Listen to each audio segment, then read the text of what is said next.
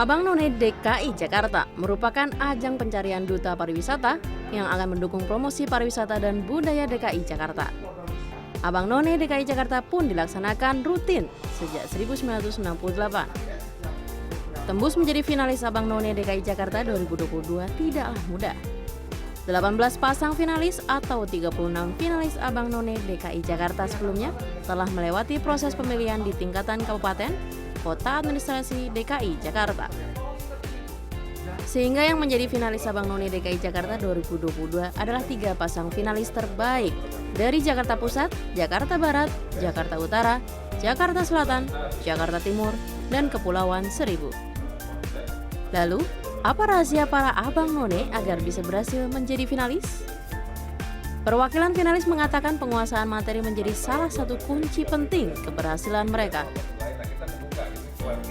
Persiapan materinya ada di bidang isu global, U20, G20, upcoming next, dan juga tentunya pariwisata, tourism di Jakarta, di Indonesia juga, dan juga ekonomi kreatif. Menurut saya bisa menggunakan background dari kita, misalnya saya sebagai konsultan, bisa membawa misi saya sebagai seorang konsultan menjadi seorang Abang None itu menjadi perbedaan dengan yang lain itu apa sih gitu.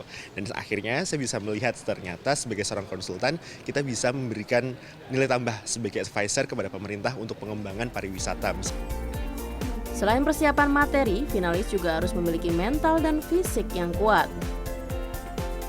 Itu ada tuntutan untuk selalu fresh setiap harinya karena ada pembekalan materi, kemudian kita juga ada latihan nandak untuk malam final, dan menurut saya fisik itu penting banget untuk kita prepare sebelum ikut Abang None. Banyak ngulik tentang isu-isu Jakarta, kemudian juga tradisi-tradisi Betawi, kebudayaannya, sejarah Betawi, sejarah Jakarta, dan yang paling penting mental sih.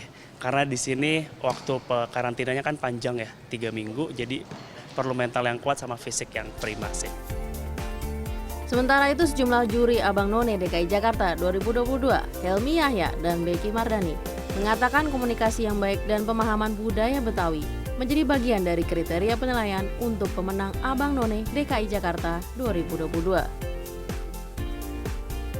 Abnon itu kan akan menjadi juru bicara ya, spokesperson gitu. Jadi no matter otaknya kayak apa gitu, knowledge-nya kayak apa, tapi kalau tidak bisa disampaikan dengan baik kan menjadi persoalan. Karena dia adalah tempat orang bertanya, Abnon juga harus menjelaskan, menjadi ambassador gitu. Jakarta kan katakanlah dia punya identitas lokalnya itu budaya Betawi.